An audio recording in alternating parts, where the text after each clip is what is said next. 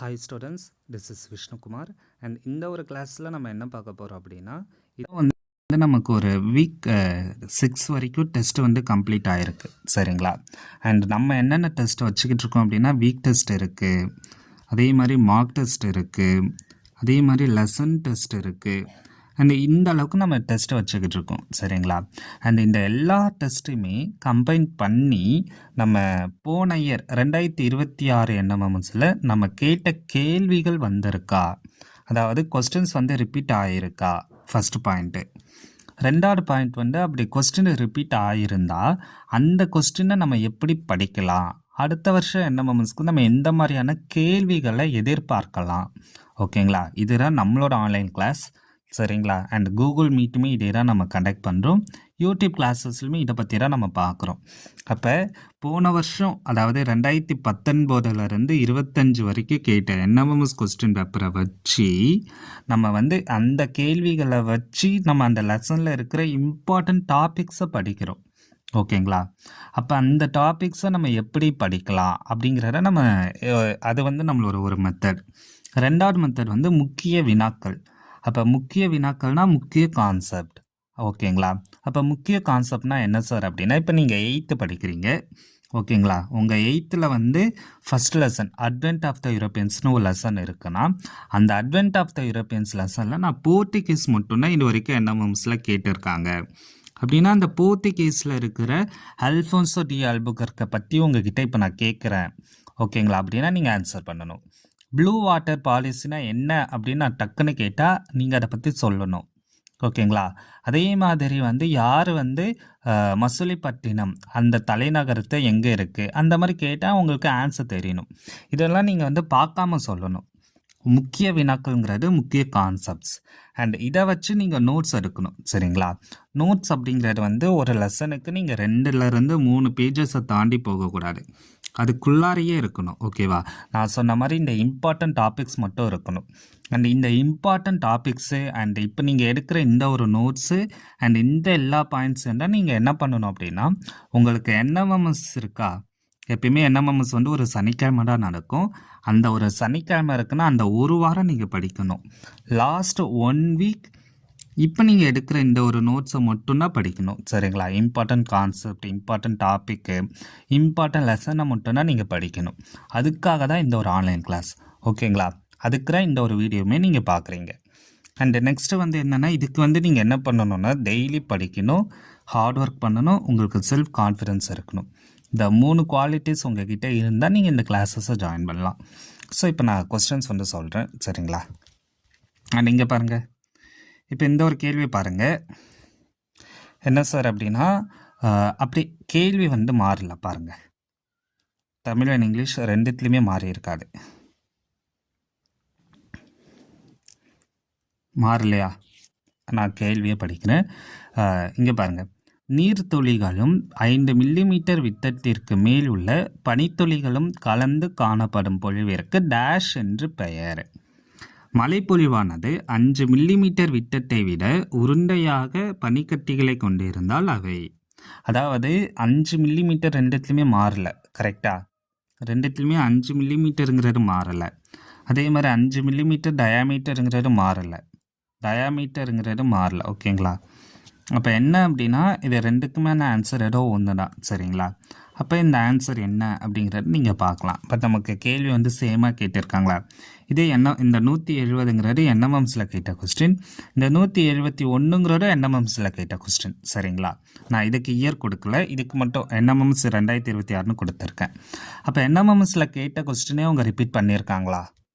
Second வாங்க, இங்கே பாருங்கள், இந்த இயர் கேட்ட என்எம்எம்எஸ் கொஸ்டின், இந்த இயர் கேட்ட என்எம்எம்எஸ் கொஸ்டின் வந்து இதுக்கு முன்னாடி கேட்ட என்எம்எம்எஸ் கொஸ்டின்லேருந்து கேட்டிருக்காங்க.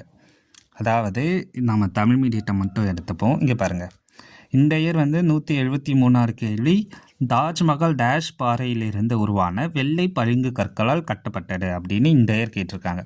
ஆனால் இதே ஒரு கொஸ்டின் இதுக்கு முன்னாடி கேட்ட என்எம்எம்எஸில் இந்த மாதிரி, இந்தியாவில் உள்ள உலக அதிசயங்களில் ஒன்றான தாஜ்மஹால் உருமாறிய பாறைகளிலிருந்து உருவான வெள்ளை பளிங்கு கற்களால் கட்டப்பட்டது. அப்போ என்ன பண்ணியிருக்காங்கன்னா, இங்கே இந்த எது உருமாறிய அப்படிங்கிறதுல மட்டும் இவங்க நீக்கிட்டாங்க. அப்போ இந்த கேள்வியை பாருங்களேன். இந்த இந்தியாவில் உள்ள உலக அதிசயங்கள் அப்படிங்கிறத மட்டும் அவங்க நீக்கிட்டு இதை மட்டும் எடுத்துட்டு இந்த தாஜ்மஹால்ல இருந்து ஆரம்பிச்சிருக்காங்க. தாஜ்மஹால் டேஷ் பாறை அதானே கொடுத்துருக்காங்க.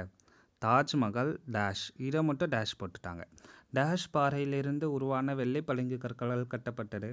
அப்போ டைரெக்டாகவே கொஸ்டின் வந்திருக்கா என்எம்எம்ஸில். என்எம்எம்ஸில் இருந்தே என்எம்எம்ஸ்க்கு வந்திருக்கா. இங்கிலீஷில் நீங்கள் பார்த்தாலே அதே தான். கரெக்டாக Taj Mahal was building with white marble metamorphic ராக்னு கொடுத்துருக்காங்க. அதெல்லாம் கேட்டிருக்காங்க. அப்போ இது 2வது கொஸ்டினாக நம்ம சொல்லலாம். என்எம்எம்ஸ்லேருந்து கேட்ட கேள்வி. அப்போ அடுத்த வருஷம் இதிலேருந்து வேறு ஏதாச்சும் என்எம்எம்ஸ்க்கு கேட்கலாம். ஓகேவா? அப்போ நம்ம படித்து வச்சுக்கணும். அதுக்கப்புறம் இங்கே பாருங்கள், இதை பொறுத்தளவுக்கு நம்ம எப்படி இதை புரிஞ்சுக்கணும் அப்படின்னா, இது இந்த இயர் கேட்ட என்எம்எம்எஸ் கொஸ்டின். ஆனால் இதுக்கு முன்னாடி கேட்ட என்எம்எம்எஸ் கொஸ்டினில் 3 பேட்டில் ஒன்றா வரும். இனி பார்க்க போகிற எல்லாத்துலேயுமே 3 ஆப்ஷன்ஸ் ஒன்றா இருக்கும். அதாவது இங்கே பாருங்கள், ஆம்பூர், பிளாசி, அதுக்கப்புறம் வந்தவாசி. அப்போ பெரும்புரட்சியோட இயர் மட்டும்தான் நீங்கள் புதுசாக படிக்கிற மாதிரி இருக்கும். இதில் பக்சார் இயர். அப்போ இதிலிருந்து நீங்கள் என்ன புரிஞ்சுக்கணுன்னா, என்எம்எம்ஸில் கேட்குற கேள்விகள் 4 ஆப்ஷனில் 3 ஆப்ஷன் இதுக்கு முன்னாடி கேட்ட கேள்விகள் தான். 1 மட்டும்தான் புதுசாக கேட்குறாங்க. அப்போ என்ன பண்ணணும்னா, நீங்கள் இந்த 3த்தையும் படிச்சுட்டு இந்த 2 இது எக்ஸ்ட்ரா இருக்கா 2த்தையும் படிச்சுன்னா 5 இயரை படிச்சிங்கன்னா அடுத்த வருஷம் ஒரு கேள்வி வரும். அதான் லாஜிக்கு. சரிங்களா?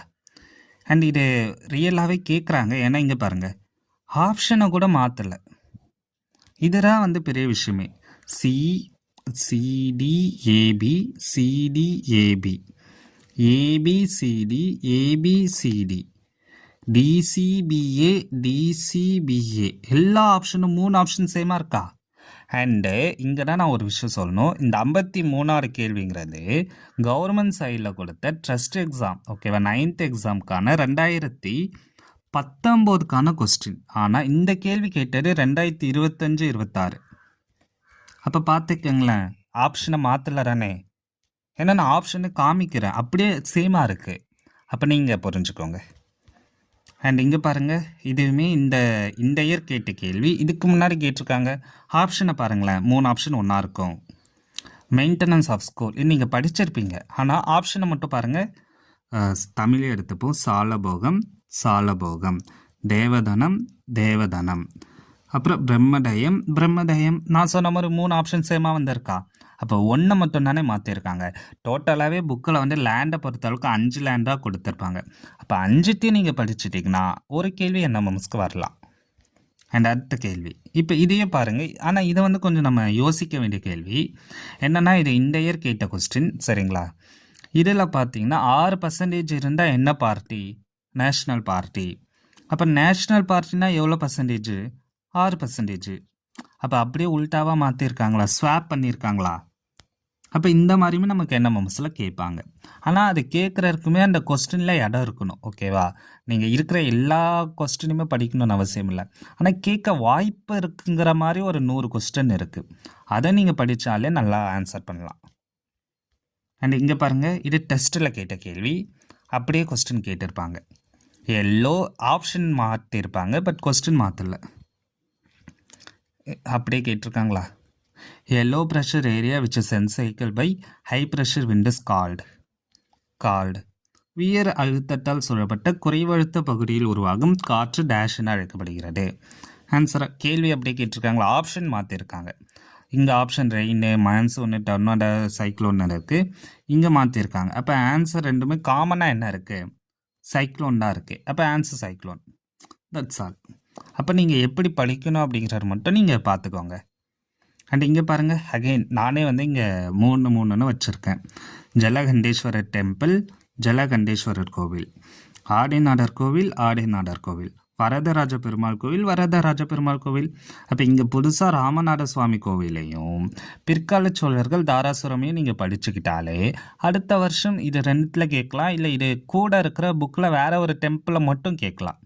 அப்போ எப்படி படிக்கலான்னு முடிவு பண்ணிக்கோங்க. இது வரைக்கும் 7 கொஸ்டின் சொல்லியிருக்கு, சேமாக கேட்ட கொஸ்டின். அதே மாதிரி இந்த கேள்வி பாருங்கள், செகண்ட் லாங்கஸ்ட் பீச். இதை போன வீடியோலேயே நம்ம சொல்லியிருப்போம். ஓகேங்களா? ஆனால் இதில் நீங்கள் ஆப்ஷனை பாருங்கள். இந்த அதாவது என்எம்எம்ஸில் கேட்ட ஆப்ஷன் ஈஸி, ஏன்னா உங்களுக்கு மெரினான்னு தெரியும். மீதி இருக்கிற எல்லாத்தையுமே நம்ம ரிமூவ் பண்ணிடலாம். ஆனால் இதில் கேட்குற ஆப்ஷன் பாருங்கள், கொஞ்சம் பெருசாக கேட்டிருக்காங்களா. அப்போ ஆப்ஷனை வச்சு தான் உங்களை கொஸ்டினை வந்து ஹார்டாக ஈஸியானு கொண்டு வருவாங்க. அண்ட் இங்கே பாருங்கள், இது வந்து இதுக்கப்புறம் இந்த கேள்வி வந்து நம்ம யோசிக்கிற வேண்டிய கேள்வின்னு சொன்னல, அதில் வரும். என்எம்எம்ஸில் வந்து கரன்சி ஆஃப் சவுதி அரேபியான்னு கேட்டிருக்காங்க. நம்ம டெஸ்ட்டில் வந்து என்ன கேட்டிருப்பாங்கன்னா ஜெர்மனி, யூரோ, மலேசியா என்ன அப்படின்னு அந்த நாட்டோட அந்த நாடே அந்த நாட்டோட காயின் பேரை கொடுத்துருப்பாங்க. அப்போ இது உங்களுக்கு தெரிஞ்சிருந்தால் உங்கள் புக்கில் இருக்க ஆக்டிவிட்டியை நீங்கள் அந்த 10 ஆக்டிவிட்டியுமே அந்த 10 ஆக்டிவிட்டியில் இருக்கிற அந்த காயின் பேர் எல்லாத்தையும் படிச்சுருந்தீங்கன்னா என்ன ஆன்சர் பண்ணலாம். அண்ட் இதை பற்றி நம்ம மணி லெசனில் டீச் பண்ணியிருப்போம், நீங்கள் அந்த லெசனை பார்க்கலாம். அப்போ இதுவுமே நம்ம சொன்ன ஏரியான்னு நம்ம எடுத்துக்கலாம். பட் இதை நான் மார்க்காக சேர்க்கல, ஓகேங்களா. அண்ட் இந்த கேள்வி பாருங்கள், 3 அகைன் 3 வந்திருக்கா. ஃபஸ்ட்டு இயற்கையின் சொர்க்கம், இயற்கையின் சொர்க்கம், மலைகளின் ராணி, மலைகளின் இளவரசி, ராணி, ரெண்டுமே வந்திருக்கா. 3, அதாவது இது வரைக்கும் நம்ம பார்த்த எல்லாத்துலேயுமே 3 ஆப்ஷன் சேமாக கேட்டிருக்காங்க அப்படிங்கிறது மட்டும்தான் இங்கே நான் சொல்ல வரேன். அண்ட் இங்கே வந்து இந்த கேள்வியை பார்க்குறப்ப நீங்கள் ஒன்று புரிஞ்சுக்கணும்.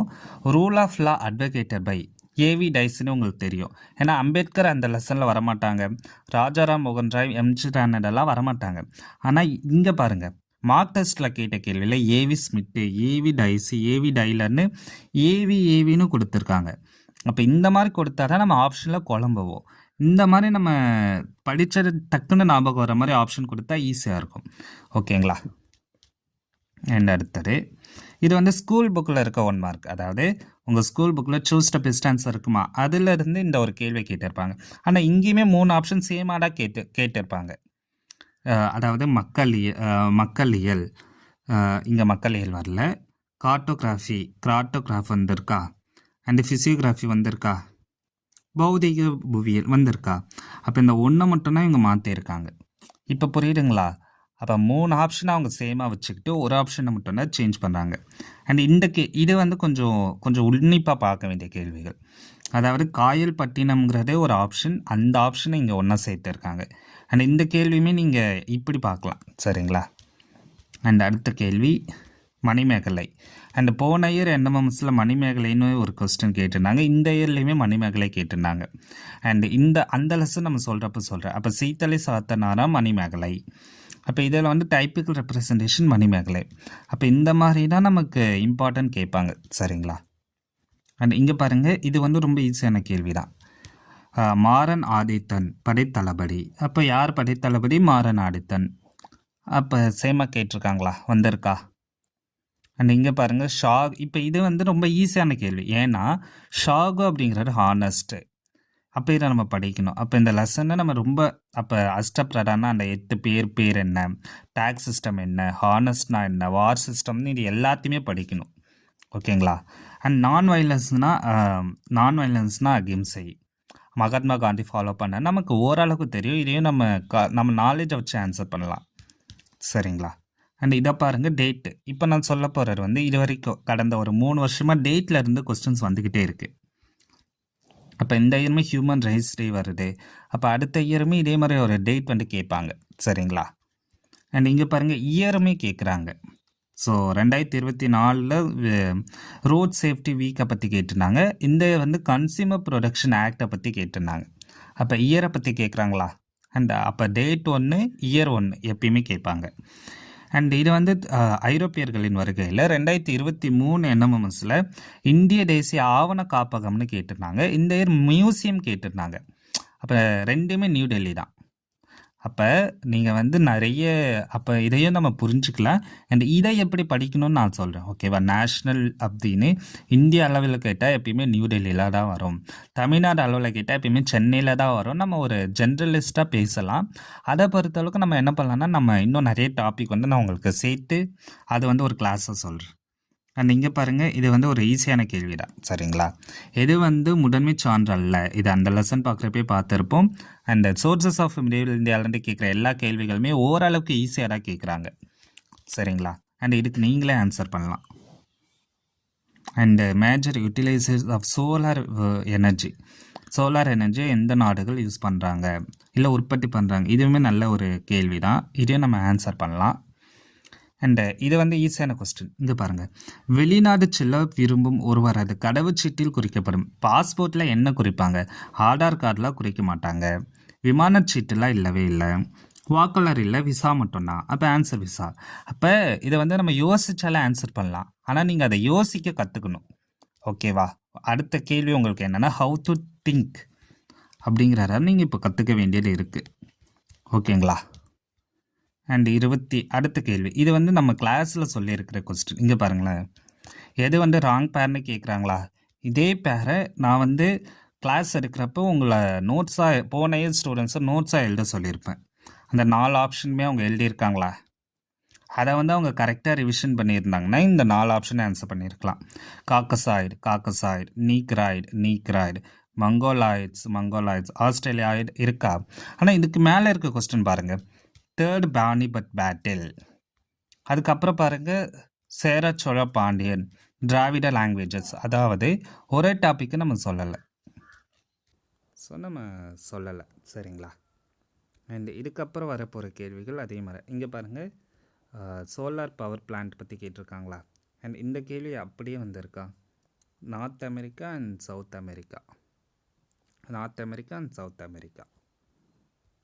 அண்ட் கேள்வி, first woman to reach mount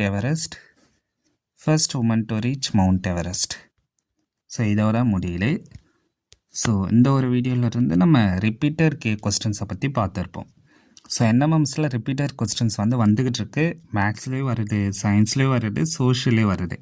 அந்த இந்த ரிப்பீட்டர் கொஸ்டின்ஸை எப்படி நம்ம ரிமெம்பர் பண்ணலாம், எப்படி இதை நம்ம புரிஞ்சுக்கலாம், எப்படி இதை மனப்பாடம் பண்ணலாம் அப்படிங்கிறத நம்ம இதுக்கப்புறம் வரப்போகிற எல்லா ஆன்லைன் கிளாஸஸ், யூடியூப் கிளாஸஸில் பார்க்கலாம்.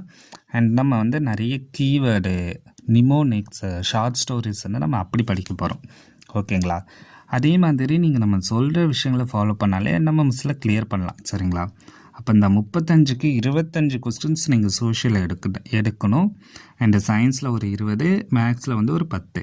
அப்படின்னாலும் நீங்கள் 55 மார்க் வந்து சிம்பிளாக எடுக்கலாம். மீன்ஸ் படிக்கணும், கன்சிஸ்டன்சியாக இருக்கணும். இது எல்லாமே நீங்கள் பண்ணுறப்போ உங்களால் என்எம்எம்ஸை கிளியர் பண்ணலாம். சரிங்களா? ஸோ இதில் ஏதாச்சும் டவுட் இருந்தால் கேளுங்க, நான் உங்களுக்கு ஆன்சர் பண்ணுறேன். அண்ட் இதுக்கப்புறம் நம்ம இந்த மாதிரி ஒவ்வொரு லெசன்லையுமே நம்ம 25லேருந்து 35 கொஸ்டின் எக்ஸ்பெக்டட் கொஸ்டின்ஸ் போட போகிறோம். அதில் இப்போ லேண்ட் ஃபார்ம்ஸாக கம்ப்ளீட் பண்ணியிருப்போம். அண்டு இதுக்கப்புறம் ஒவ்வொரு லெசனுமே நம்ம கம்ப்ளீட் பண்ணலாம். டோட்டலாக நம்ம 20 லெசன் தான் சோஷியலாக படிக்கணும். படித்தாலே நீங்கள் 25 மார்க் எடுக்கலாம். ஓகேங்களா? அது எப்படி, அந்த பேட்டர்ன் என்ன அப்படின்னு சொல்லி நான் அனலைசிஸ் வீடியோ வந்து நெக்ஸ்ட்டு போகிறேன். நீங்கள் அதையும் பாருங்கள். அண்டு டவுட் இருந்தால் கேளுங்க. Thank you students.